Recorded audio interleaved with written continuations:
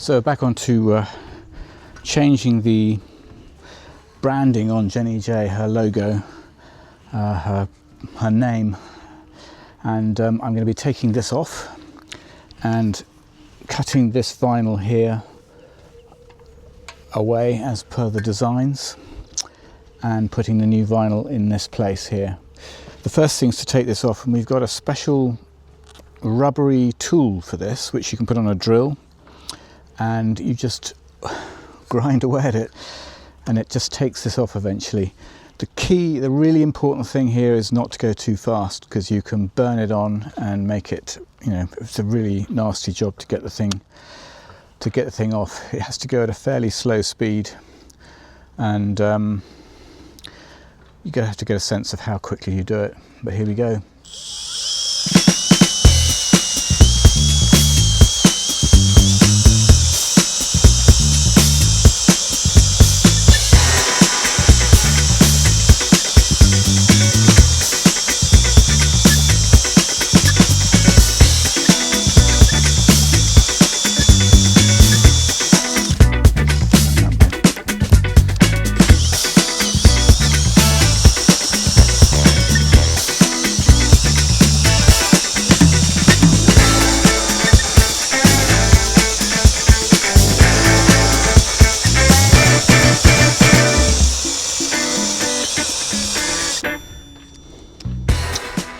So it's coming off, and I might see if I can try and find you the details about this, because it's just a very simple piece of kit to put on your drill. Maximum, it says here, maximum 4,000 RPM. I'm not quite sure how that translates to this, but I've got a sense of it. It seems to work fine.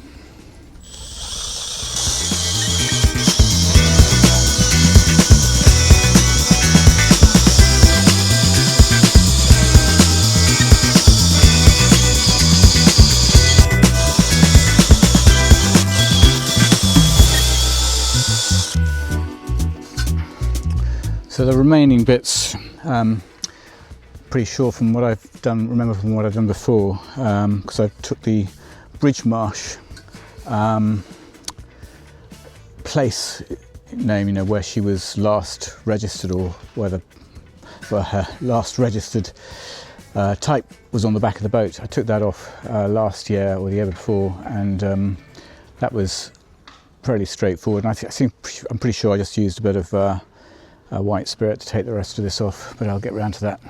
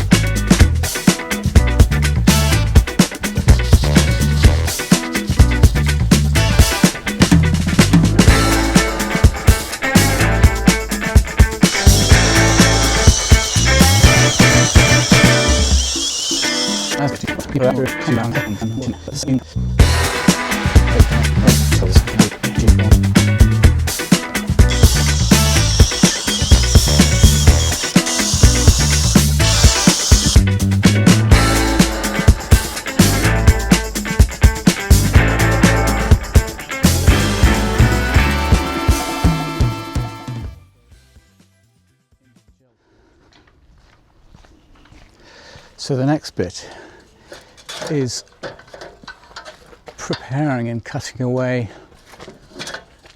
the line, the strap line or whatever it's called, to make way for the new Jenny J.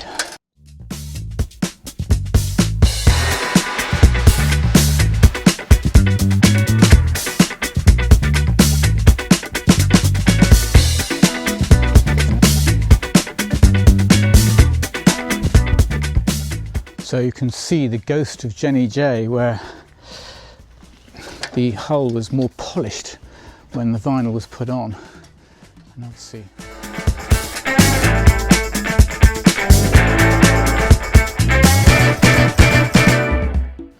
You might not be able to see quite what I'm doing, but it's difficult to tell.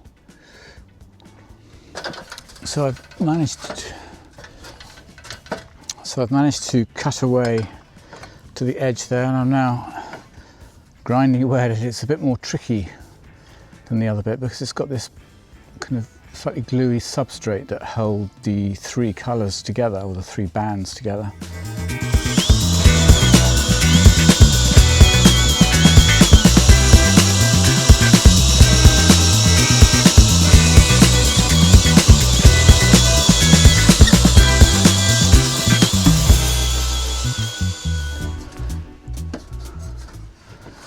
Oh, so we're running out of daylight now. Well, we're not running out of daylight, the sun's just about to set. I've pretty much done.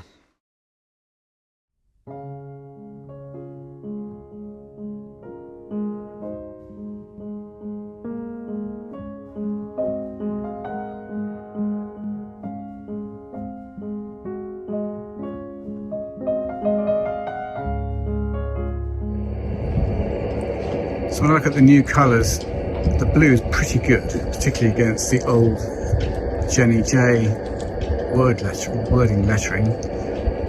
The gold is a bit different, but hey ho, I'm gonna run with that.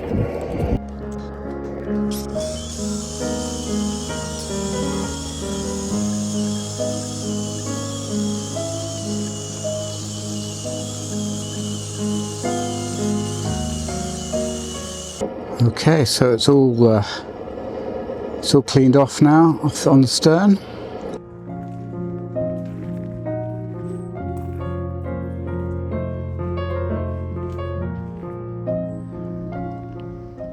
So I've been cleaning, as you can see. Jenny J's stern is starting to look okay. Been using this cutting compound and also a special stain remover on the lower part of the hull. I've got the top sides here, which gets very stained. That's worked really well. There's still a little bit of cutting to do. Some of these patches, generally, as you can see if you look along the hull, it's not too bad actually. Right, so I'm doing a bit of cutting with this compound here, G3 regular grade, which I showed you a little while back, and just dip this themey jig in the water. This is how it's supposed to be done, apparently. Put some compound on. I know it looks a bit green, that's the combination of algae and a little bit of anti-fouling that came off when I was doing the stern. So I'm just removing a few of the last bits off the top sides. There's not a lot to do here, to be honest.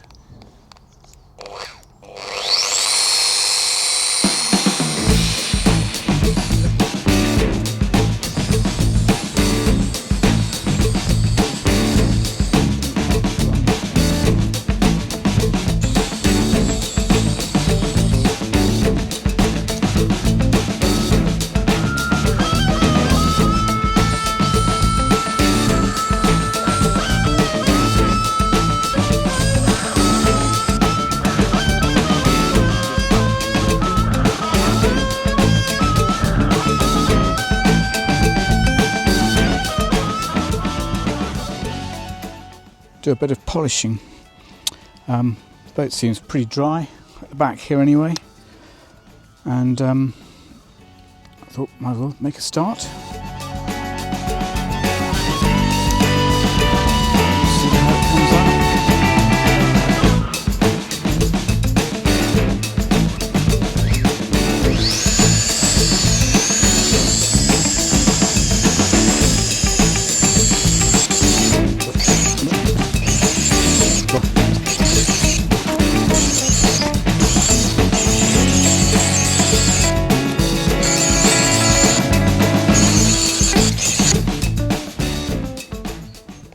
it's almost impossible to see where I've been, where I've covered, but obviously it needs to just go powdery and then you polish it off. Well, I don't want to rub it in, but I am doing this right in front of a rather sad looking Wesley GK29 there, which, yeah, I could do a little bit of TLC.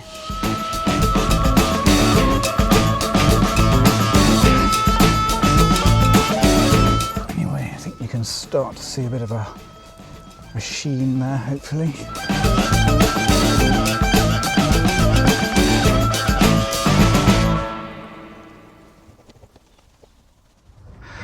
Well, I am slightly exhausted, but I have polished about a third of the boat now,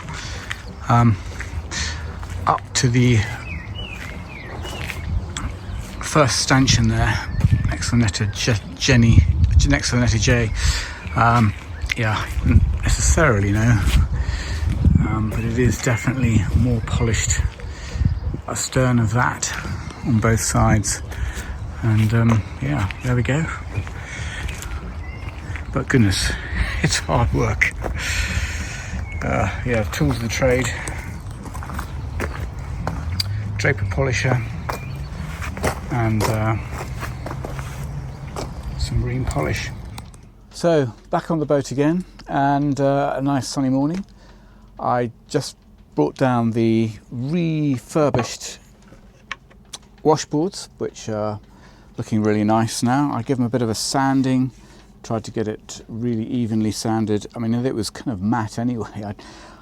Hopefully it will have stuck well to the varnish, because there was no holes in the varnish. It wasn't flaking or anything. It was just a little bit matte. If you saw my earlier video, you'd have seen that. So just a bit of reconditioning on those. They're looking really good. And the old flagpole, well, that's come up.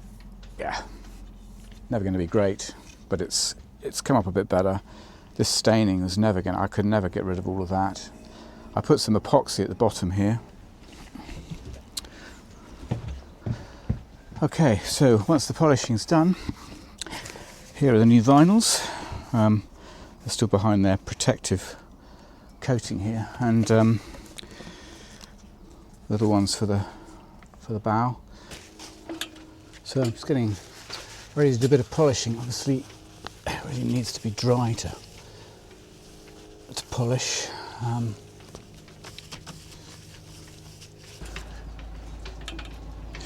So I came down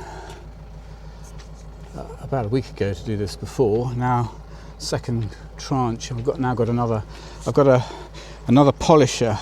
polishing cloth or wool head for this thingamajig, for taking the polish off, which will make it a lot quicker, because I'm going to do the whole side of the boat.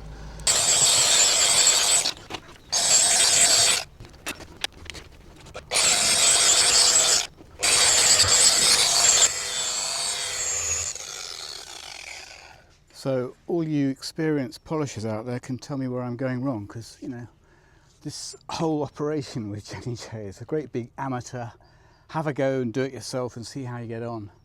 And you kind of learn along the way, which is part of the fun.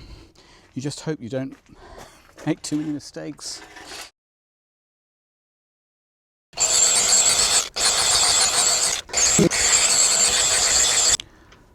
Now I'm going to change over to this new little lamb's wool head for this polisher,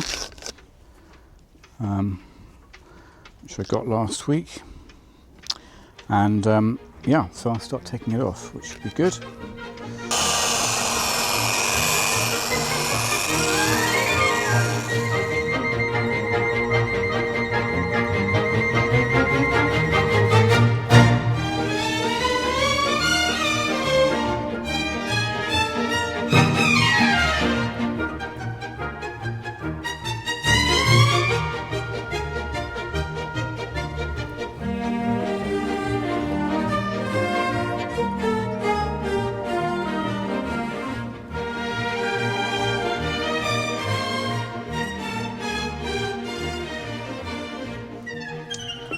Well, I've been looking forward to doing this for quite a long time. I hope it's going to work.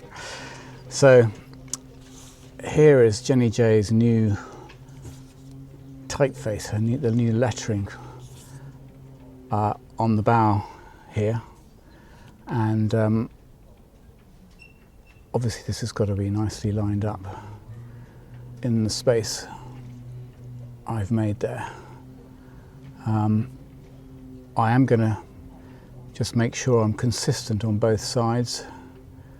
I've got to mark it, so I think this is the backing paper which comes off last, so I can actually mark with pencil where that's going to go and line it up with the top. So I make sure that when I put it on,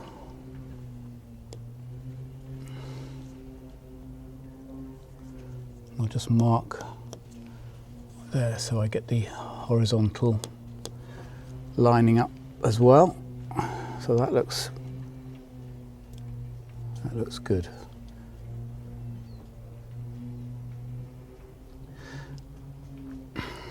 So the next step is to take the backing off and put some bit of water and detergent on it, which I've got a bucket down here to do, and then squeegee it on. It should be that easy. It's small, so it shouldn't be too difficult. So bringing it up here just so you can see. So I'm just peeling this carefully off the backing paper, folding it right back so it doesn't pull the lettering off the backing.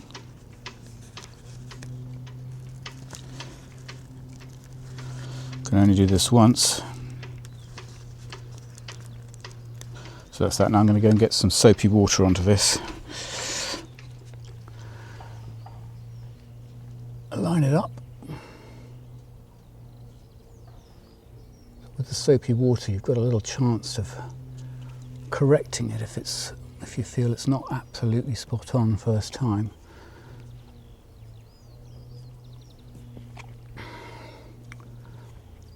I haven't pressed it in yet, but I'm going to stand back. So now squeegee the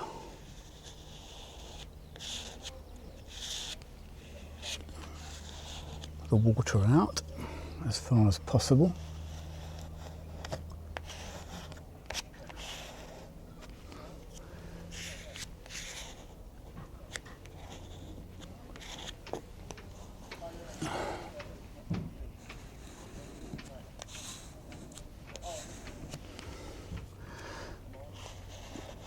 So it's a nice sunny morning today. The sun's on the stern of the boat at the moment as well, which just it's quite nice. So as I've already polished the stern, I'm going to put her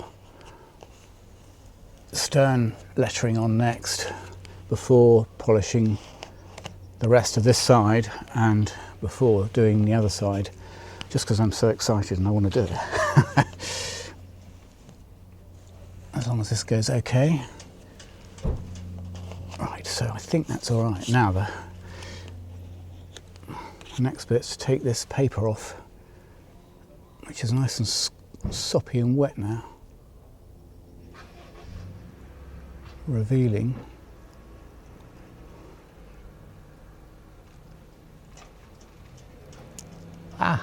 ooh, that's interesting. I think it will take a time to really stick down.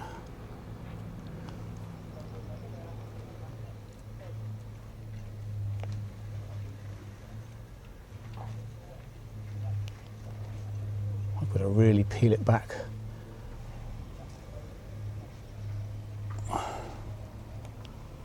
Very, very tight angle. I think I've got to really peel it back like this.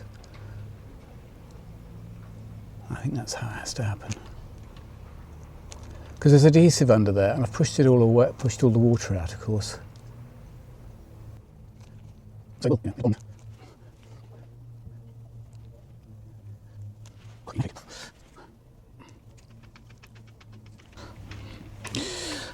Voila, there it is. Now just make sure there's no bubbles in it, which I don't think there are. Just a little bit of light squeegeeing, make sure it's really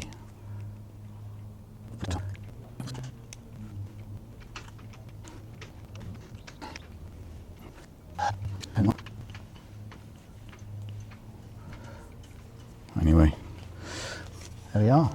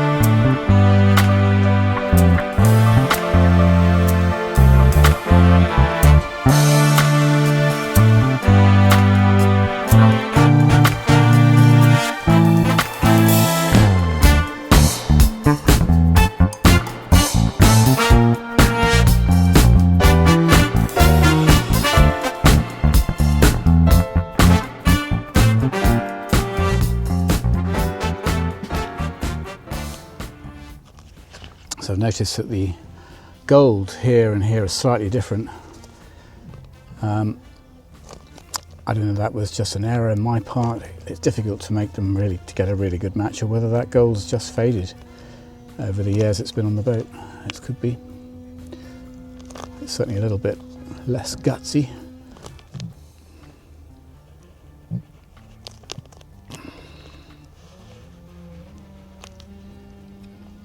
But these are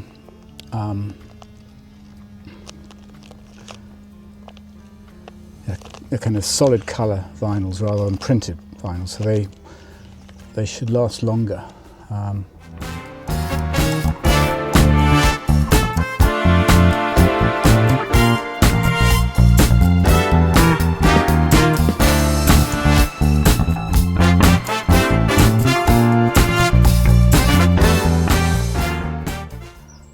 I was going to just mention a little bit about design. Now I should say, as with lots of the things I am and I get involved in design because for our business we do websites and web systems and things like that. So I know a bit about design, but I don't claim to be a designer. So let's getting that out of the way. I think there are some things obviously about how things should look or shouldn't look. There's one pet hate I have that I'm going to just explain, and that is where people use, and I'm going to show an example if I can find one in the yard here, where people use all capitals for their boat names, or house names as well. I've seen it on house names. They use all capitals with a typeface, with what's called a script typeface, and I don't know, for me it just looks awful. Ooh, this H is coming away, and so let's just get that absolutely lined up again. Concentrate, Peter, concentrate. So yeah, type designers, people who create fonts and typefaces,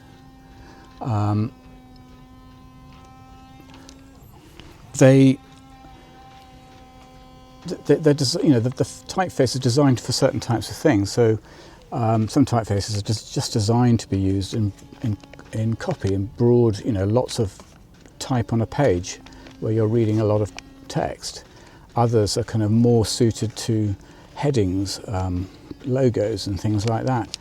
But script typefaces, one of the things that they are never used for is all capitals. They're absolutely fine to be used. Generally, you wouldn't use a script typeface for lots of copy because it would be very difficult to read. But the capital versions of the letters are designed to be used with the lowercase ones, obviously, but they're not designed to be used alongside lots of other,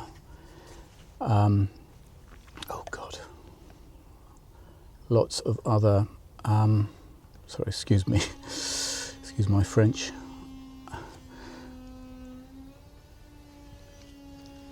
they're not designed to be used alongside other capitals of the same type. Here's an example. I'm just showing you now. It just looks horrible. You can't read it properly, and I just don't think it looks good at all. So anyway, that's my view. I strongly recommend, use typefaces that have got that obviously work as all bold or all uppercase like this. I mean, I've kind of done something here with these I's, with the J's, sorry, intentionally. But generally speaking, typefaces are designed to do certain types of things, and you kind of look at them and can tell, really. I think, personally, that's my view. Anyway, I think that's looking absolutely fine now. Just gonna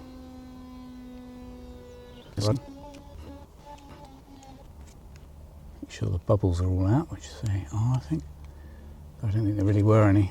I managed to get it pretty flat.